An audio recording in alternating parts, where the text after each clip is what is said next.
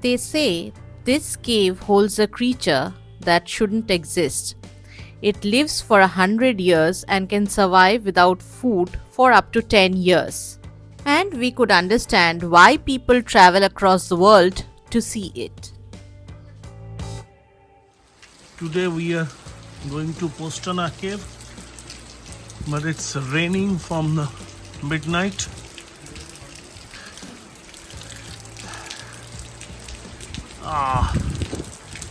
And focused is full day rain today.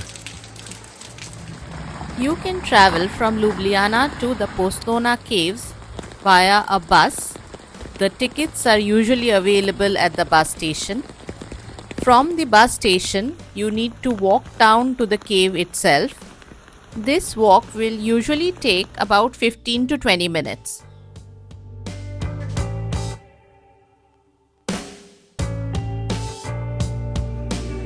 Before entering the caves, we suggest you take some small breakfast or coffee if you feel the need to refuel.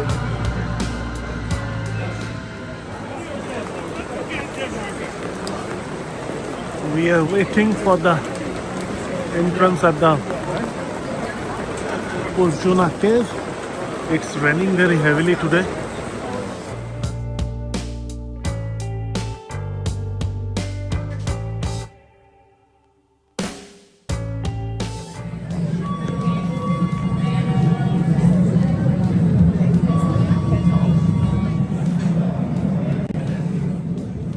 The temperature inside the cave is a uniform 10 degrees centigrade throughout the year, so dress appropriately and have the proper footwear, good walking shoes for walking inside the cave.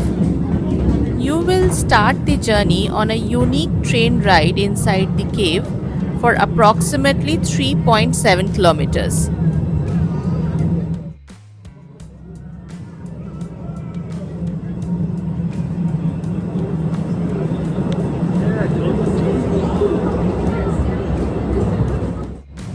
This is Postojna Cave, a prehistoric world buried beneath Slovenia, and its mysteries go way deeper than you think. In this video, we will explore the cave and see the baby dragon and find out how did life survive here for millions of years in total darkness.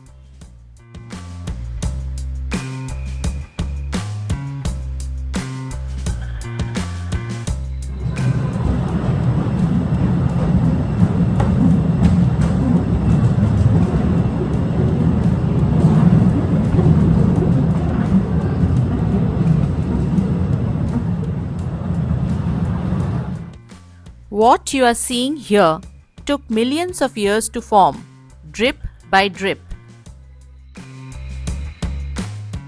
If you want to explore the mysteries of this cave, please like this video and subscribe to our channel and continue watching till the end.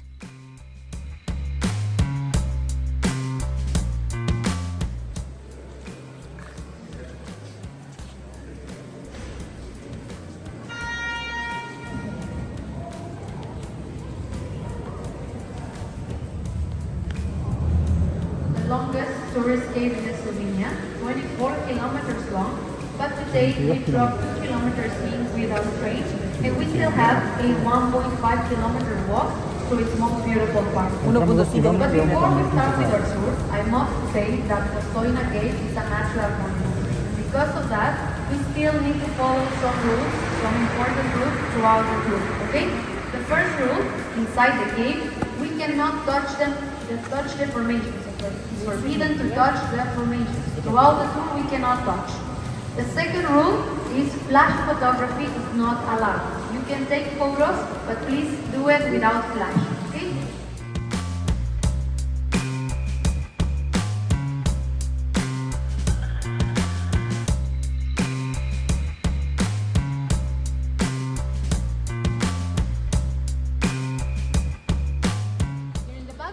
Skyscraper 16 meters tall. Still continues strong.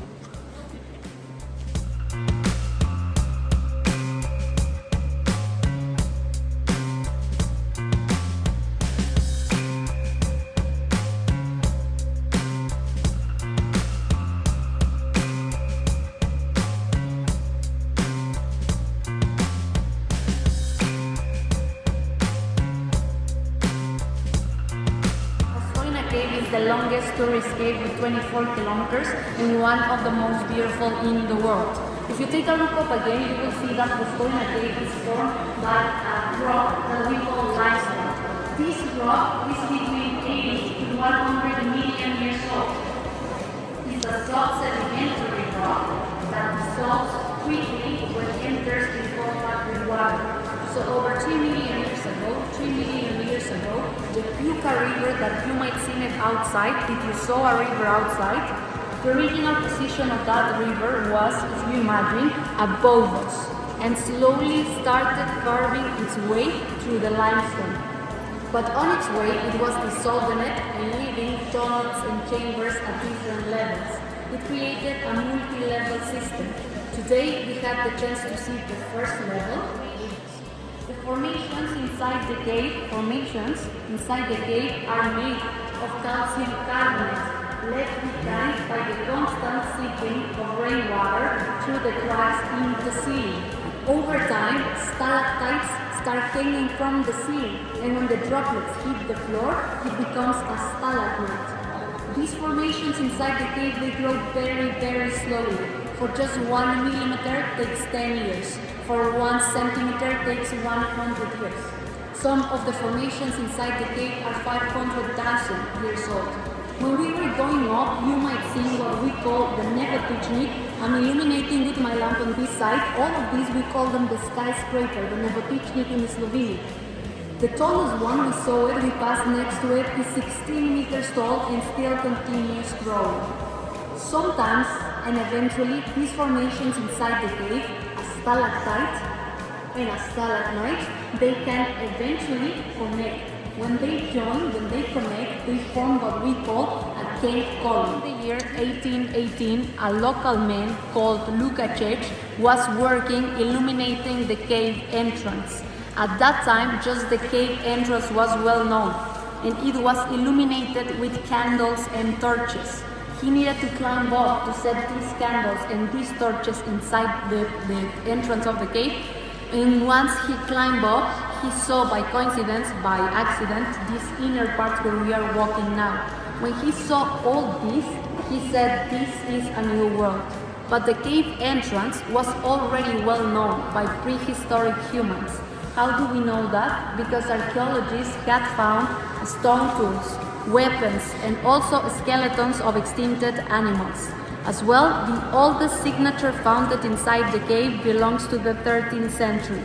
But just 1 year later, after the discovery of Lukacic in the year 1819, the cave was already open to tourists. But at that time, the tour was more challenging and even could last the whole day because of the lack of infrastructure and poor illumination. That's why in the year 1872, a unique railway was installed for the first time inside the cave. And in 1883, electric illumination was also added inside the cave, even before than other major cities in Europe, even before than in London. So the evolution of the light inside the cave is also something very interesting. First candles, torches, lamps, headlamps, until what we see now that it's electric illumination. Us as guides, we go in the front with our group because when there's no people walking the cave is in complete darkness, as well to preserve the formation. That bridge will connect us to what we call the new part of the cave.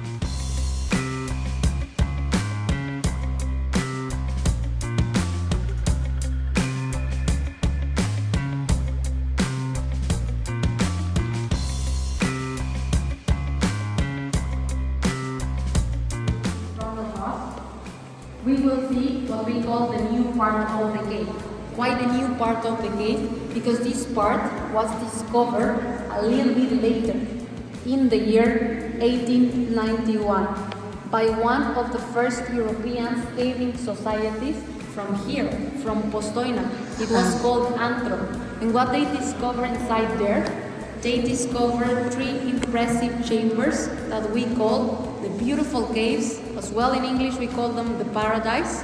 We will see 3 today. The first one is called the spaghetti chamber with noodle-like formations.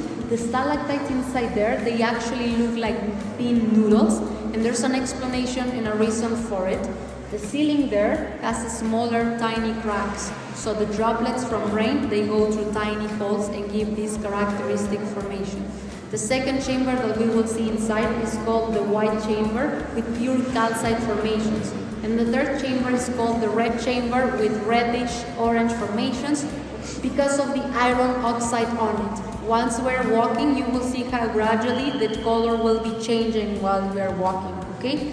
As well, once we are crossing these beautiful caves, we will also be descending down there, 120 meters underground. That's the lowest point inside the cave, the deepest point. We will get there in maybe 10 to 15 minutes. Before we cross the bridge, please take a look up, because here you will see this place is reaching what we call the curtains. These formations above us, they are also made of calcium carbonate, left behind by the constant seeping of rainwater through the cracks in the ceiling, same as stalactites and stalagmites that we saw previously. The only difference for them to form is that they need an incline wall, because the droplets never hit the floor. They just slide and glide through the wall. Probably you saw some of them already in the train, but we will see more throughout the tour, okay? As well, inside these beautiful caves, we will see a lot of formations that they will be shining, sparkling. These are calcite crystals. Down here we have one that we call the Tower of Pisa. You will see, once we are crossing, you will see it, and it will be shining, sparkling. These are calcite crystals. When the formations are dry, they shine. When they are wet, we don't see them. But inside these beautiful caves, a lot of them, they will be shining. Okay, come with me. We will cross the bridge, and please take a look on the right side. I will be illuminating the Tower of Pisa, stalagmite that reminds us the Tower of Pisa, and we will meet once again in the lowest point. Tower of Pisa.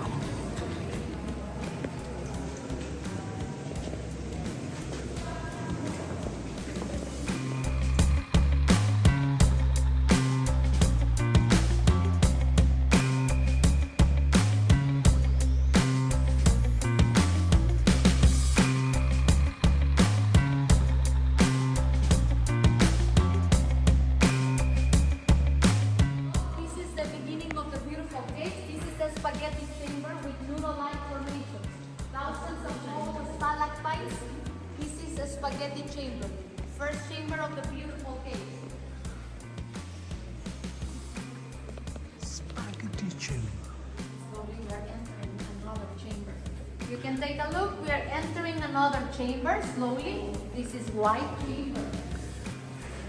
White chamber. Yes, pure white. No impurities in the water. Calcite formations. Pure calcite.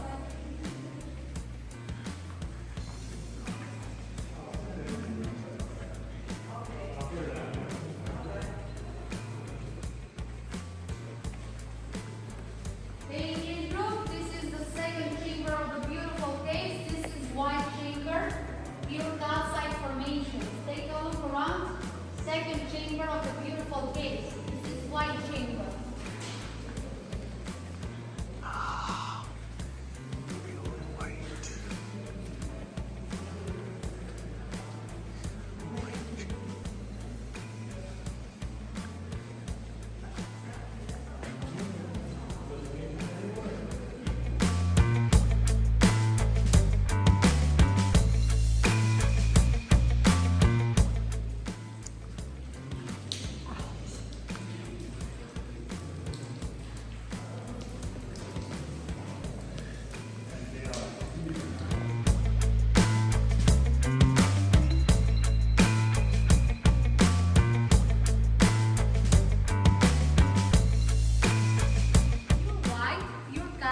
To reddish orange. This is the beginning of the red chamber with iron oxide.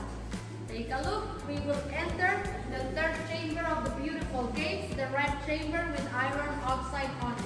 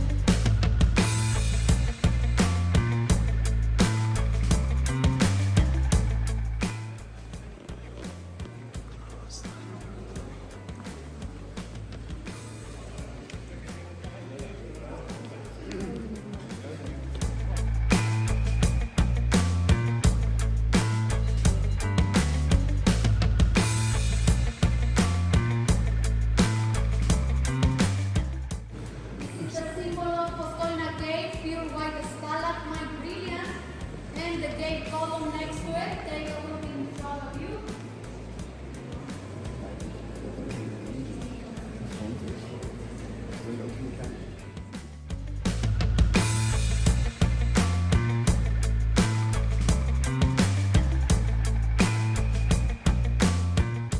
We will finally get to see the baby dragon now. You will see the cave salamander, the baby dragon, the all. Right now the cave salamander is pretty visible. Take a look in the screen. Postojna Cave is well known by being the birth of the speleobiology. In the year 1831, a tiny beetle was found inside the cave. After that, over 100 species have been found inside the cave, like crustaceans, centipedes, different types of spiders, and the most well-known or the most famous species is the cave salamander. In English, we call it the olm, the baby dragon, but in Latin, the name is Proteus anguinus. It's a species that is well adapted to darkness. When it's a baby, it does has the eyes, but with time, the skin covers it. It breathes through gills and lungs, and it can also live up to 100 years. It can also survive without food for 10 years because it has a very, very slow metabolism. What you're looking here in the live transmission is from the laboratory in the cave. In 2016 and 2021, a female Proteus laid 21 eggs and 21 babies were born here inside the cave. We know it's a baby as well because it's maybe 6 to 7 centimeters long. Like I said previously, we will see in the aquarium 6 of the adult ones, and you will see that they can actually grow up to 30 centimeters. Once we get to the aquarium, if you would like to take a photo, please do it without flash. Even though they are blind technically, they're still adapted to darkness and the light is not good for them. As well, after the aquarium, altogether we will get to the last chamber, that is the largest chamber inside the cave. It's called the concert hall. It's the largest chamber because it has a surface of 3,000 square meters. It's also 40 meters high. It has a long-lasting echo that lasts for 6 seconds. It's ideal for concerts. In fact, in 1960, La Scala Opera House from Milan, they performed here. And every winter, every Christmas, the cave hosts the Living Nativity with musical performances up there. A lot of visitors, they like to try the echo by singing songs, by whistling, by clapping. You can do it. Once you will see the number 14, you will know that we are entering the concert hall, so you can try it if you wish, if you want, if you feel like singing. As well, I have a whistle, and I will use it for you to listen, that the echo is 6 seconds long.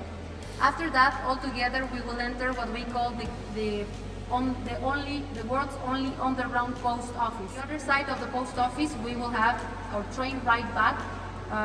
We will have one train ride back to the cave entrance. From my side, I would like to thank you to all of you for visiting the cave, for your patience, for your time.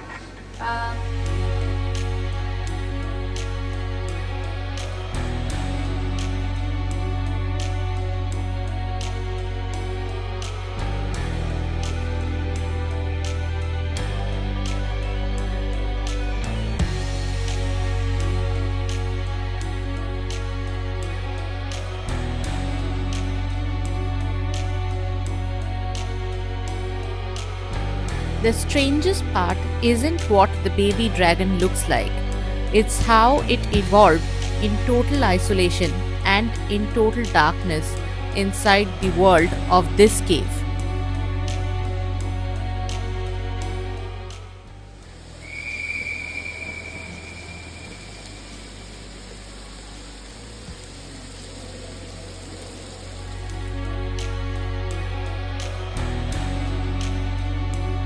Raining here inside the cave just as it is raining outside.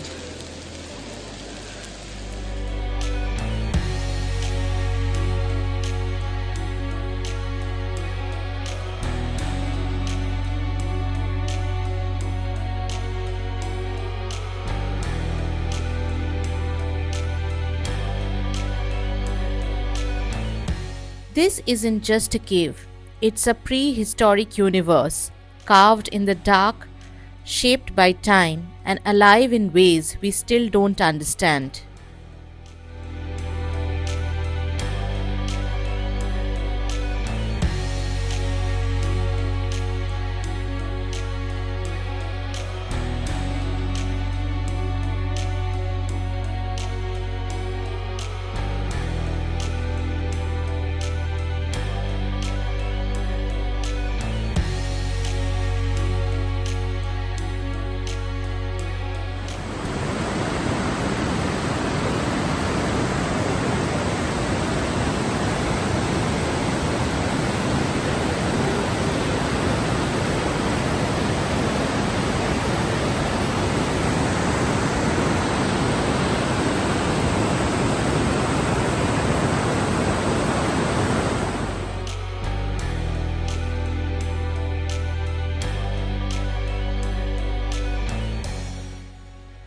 Subscribe to our channel and wait for our next video from Croatia.